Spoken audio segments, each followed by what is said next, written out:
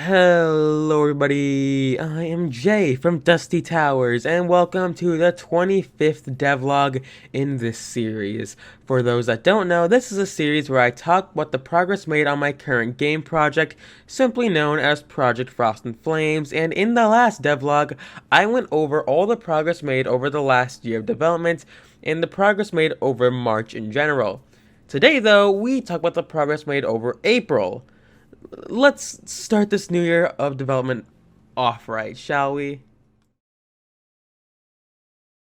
It's April Fool's Day today, but I didn't really like going through the effort to make a half-assed prank, so I just decided to work on my game instead, like a normal person. Uh, I was somewhat tired though, so I didn't do much. I started off by making the bean items work infinitely better.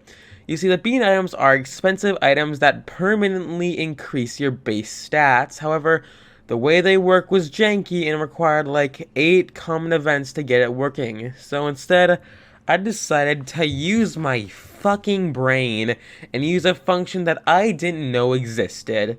By going to an item or skill's effect and going to the tab labeled Other, you can make use of the Grow effect to permanently raise a main stat. So, after fixing all the bean items to work this way, I looked through the rest of the database and decided to alter Leona's class to improve her ability as a healer. You see, in RPG Maker, there is a special parameter known as pharmacology, which basically amplifies the healing items deal to others. But rather than healing increase being based on the target's pharmacology, it actually based on the users. And since Leona is the school nurse and wants to be a doctor and is the first healer you get in the game, it makes sense that she would naturally have a higher pharmacology than everyone else. And after all of that, I couldn't think of much else to do, but I had only worked on the game for like 15 minutes, so I spent 30 minutes fixing some miscellaneous bugs, and I created a new map that would be used to connect the Natian capital to the international subway later on, which is gonna be fucking epic if I say so myself. Today, I was a tad busy. I woke up at 10 and I had plans at 3 p.m., which meant I wouldn't be back home until 8, which is usually when I stop doing game dev stuff anyways. So I tried spending time doing game dev stuff, but I couldn't really do much. I finished the map I had created on the first. After that, though, I created a new, very similar looking map, and then I made the exterior of the Natian International Subway, which connects to the Ascatian one, and there are no interiors there, so it's unusable at the moment, but hopefully there should be some way to travel between them very soon. Today, I finally got around to adding the interior of the Natian side of the international subway, as well as getting around to adding the events to allow the player to travel between the two countries. I also added some NPCs at the general area. These guys just kind of exist for lore reasons, kinda, but they're pretty cool, and I also add a little hut for the guards to be in when they're on break. The player can't actually enter it, but it's cool nonetheless. Today was another great day. I began creating the maps to connect the last two land-based countries, Tari and Ascati, together via land, and I also created 2 new desert maps that connected to the Tarian capital. They were basically complete, but I had to stop to work on something else. My bug tester and friend Magic had notified me that a notorious bug that we thought had been patched out was back.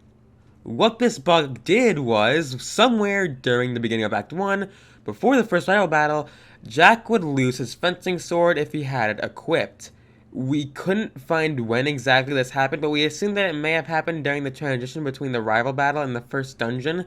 However, Magic notified me that he lost his fencing sword when the fight against Trevor started, meaning it had to have happened before the rival battle. Knowing this, I tested literally every event in the game that you can access before that point to see what happens and when it happens, and I finally found it. It happens when playing as Pyra for the first time. When she leaves her house, it removes her from the player party and re-adds Jack and Leona, But it not only does it do that, but it initializes them as well, which basically resets them to their default data defined in the project's database. Or for those that don't understand RPG Maker Mumbo Jumbo, it resets them to what their stats are like when they first become playable. In earlier versions of the game, this wouldn't have been noticeable because you would have originally gotten the sword in the first dungeon instead of at Jack's house. This was later changed to fit the game's lore, but now with this oversight finally on the game, I decided to end the day there as a little celebration or something. Today was pretty normal. I made two new maps, both of which are border maps. One for the side on is the Tarian side, and the other is the long-ass Ascatian side, which will eventually lead to a park or parking lot or something that connects to the highway.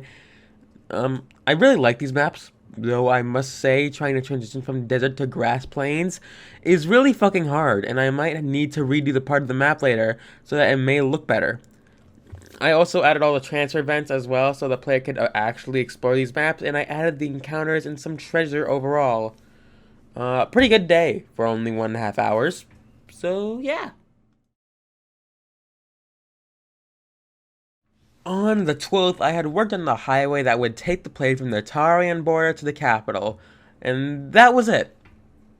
If there was anything extra I worked on, I probably forgot it because I forgot to write today's entry after recording. Meanwhile, on the 14th, I also forgot to write the entry. But to put it simply, I had begun adding NPCs around the world to make the places slightly more lively. I had also created a special NPC that would have rewarded an item if the player did the correct steps, but I scrapped it later because I didn't really like it when I thought about it. Today I had begun reworking the Subspace of Time dungeon. I had been planning this out for a while, but I had only now finally gotten around to actually doing it. Basically, the main gimmick of time travel stays the same, but now what you do and when you do it is different. Where you do something and when you do something affects the past, present, and future. This, along with a few other puzzle mechanics, will make for a hopefully more grand and climactic dungeon. Though I noticed while doing this that I wasn't exactly enjoying this process. I guess maybe I was distracted or something like fatigued of working on this game for so long. But yeah, progress today was pretty slow. Over the course of the past 2 days, I pulled a Minecraft YouTuber and made some progress off camera. A lot of progress, actually. Like, the amount of progress made was staggering. Specifically, on the 17th, I made a lot of progress on the dungeon. On the 18th, I tried cleaning up the difficulty menu because right now, the way difficulty settings work is clunky and weird, and it doesn't work like literally any other difficulty menu ever.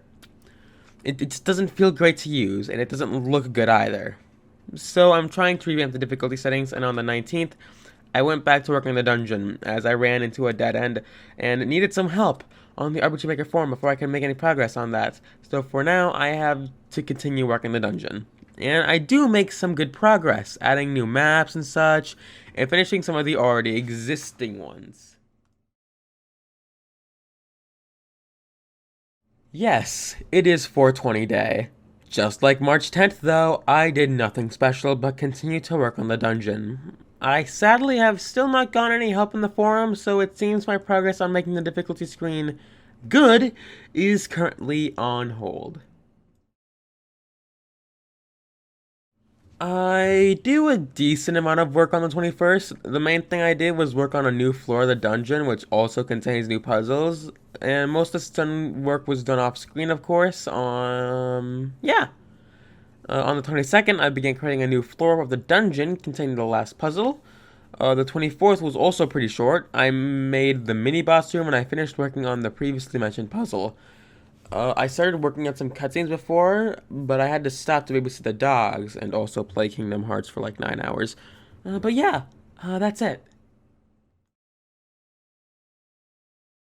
The 25th is the last day that I get to really work on these games. I used this day to finish the cutscene I was working on previously, as well as event something special for those that look really closely into Master the Dungeon. And on top of that, I also get started with the boss room and the cutscene before the boss. It took some time before I was happy with the beginning of the cutscene, so I hope you guys like it when you get around to playing it. And that is all I've been able to do in the span of April. I will admit that I've been spending a lot of time getting into Kingdom Hearts, but I did go out of my way to work on this game when I could. So I hope you guys appreciate the work I do. Speaking of appreciation, if you like my content, feel free to like, comment, and subscribe to show your support. Or don't, I really don't care. But anyways, that's it for this month's devlog. I'm Jay from Dusty Towers, and I will see you next time. Peace.